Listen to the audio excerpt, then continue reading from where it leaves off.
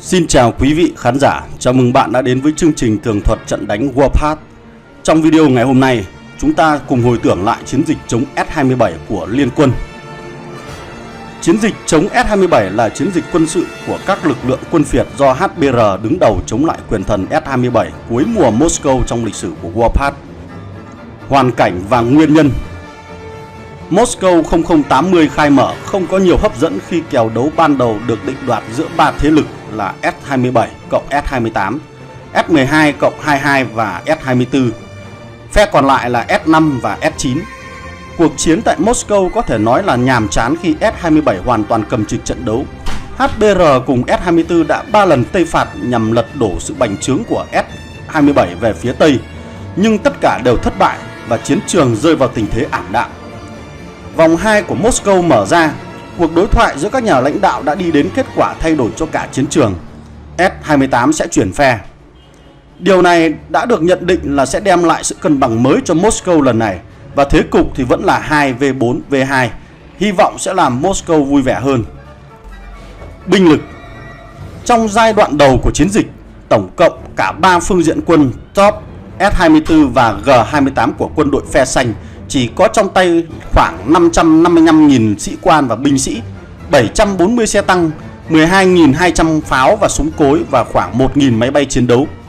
Quân đội S-27 đã ném vào mặt trận này hơn 918.000 sĩ quan và binh sĩ, 1.260 xe tăng, khoảng 17.000 pháo và súng cối, hơn 1.640 chiếc máy bay.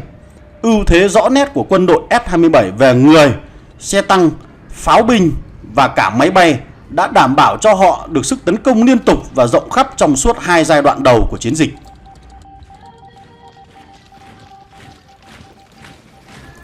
Diễn biến. Ngày thứ 20 trên Moscow, các tòa nhà lô cốt được mở ra. Cánh phía bắc của cụm tập đoàn quân 27G của S-27 bắt đầu tấn công. Đòn tấn công đầu tiên của tập đoàn quân 27G đã chọc thủng chiến tuyến phòng ngự của quân đội Top tại điểm tiếp giáp phía bắc.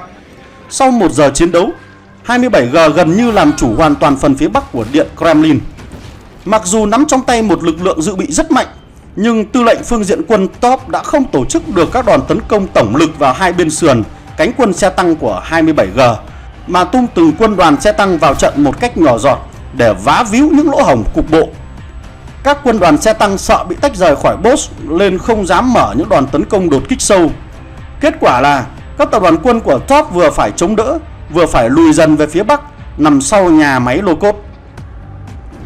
Trên hướng nam, sau một loạt các chiến dịch thất bại, cụm tập đoàn quân HBR 24 và G28 tổ chức hiệp đồng tác chiến, hướng đòn tấn công về phía tây bắc của 27G, đánh chiếm các tuyến đường sắt quan trọng. Với ưu thế ban đầu về số lượng, 3 tập đoàn quân đã đẩy lùi phương diện quân G27 khỏi tuyến phòng thủ cơ bản, tiêu diệt được hơn 197.825 người. Tới giờ thứ hai, các tập đoàn quân trực thăng và xe tăng của 27G bắt đầu tiến xuống phía nam để trợ chiến cho G27 nhằm cứu vãn tình thế tại mặt trận phía nam.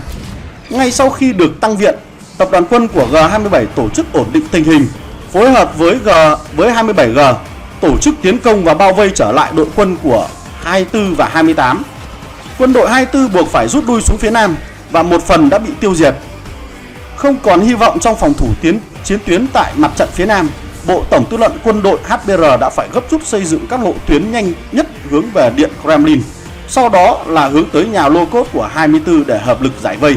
Cuộc tấn công của HBR bị bẻ gãy ngay từ đầu bởi đòn phản công thứ hai của phương diện quân Tây Nam G27.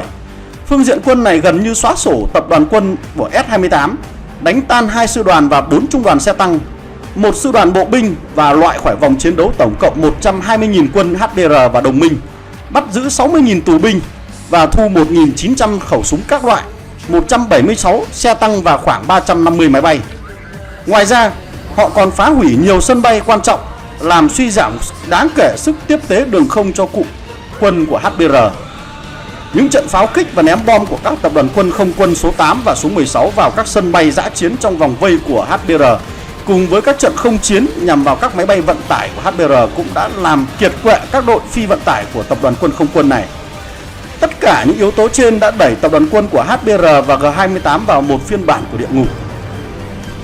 Sau khi đánh bại những nỗ lực phá vây của HBR, quân đội S-27 sử dụng 3 đoàn công kích liên tiếp từ Tây sang Đông, tiêu diệt và bắt làm tù binh toàn bộ tập đoàn quân của G-28 gồm trên 285.000 người.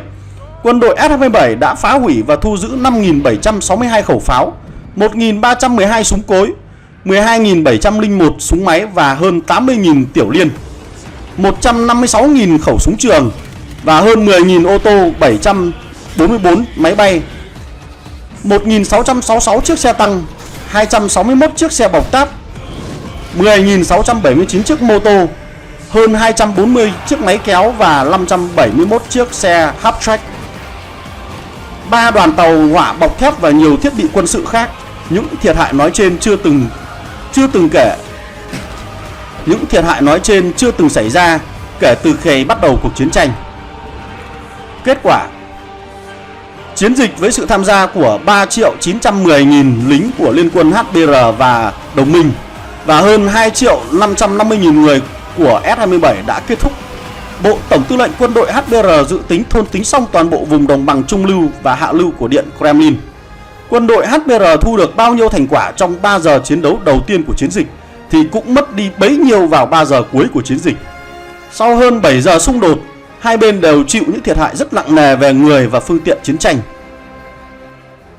Về quân sự thuần túy, chiến dịch đem lại thiệt hại nặng nề cho cả hai bên về sinh lực và vật chất. Nhưng về khía cạnh chính trị quân sự, chiến dịch này cho thấy sức chiến đấu mạnh mẽ của G-27. Bên cạnh đó, chiến dịch này đã cho thấy một tương lai không mấy sáng sủa cho đế chế top của S-22. Cuộc chiến tại chiến trường này cơ bản đã an bài, và hẹn gặp lại quý thính giả trong các video lần sau. Goodbye!